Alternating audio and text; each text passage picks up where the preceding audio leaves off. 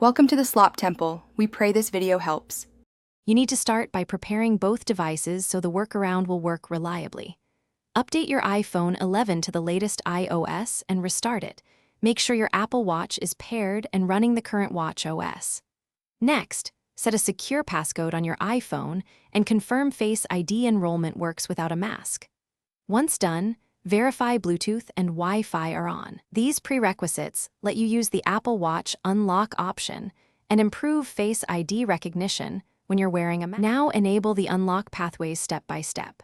Go to Settings, tap Face ID and passcode, and enter your passcode. Toggle on Unlock with Apple Watch for the specific watch shown. This lets the watch confirm your identity when Face ID sees a mask. After that, tap Set up an alternate appearance and follow the on-screen face scans. This can help Face ID learn subtle differences while you wear a mask or glasses. Make sure scans are steady and follow the circular prompts until completion. Finish by testing the flow. Put your mask on where your unlocked Apple Watch and raise the iPhone as you normally would. The watch should tap and unlock the phone. If it doesn't, first check the watch is unlocked on your wrist and wrist detection is enabled. Then reboot both devices and retry. If problems persist, re-enroll Face ID or the alternate appearance. Remember, iPhone 11 lacks native mask by Face ID support, so the Apple Watch method is the reliable workaround.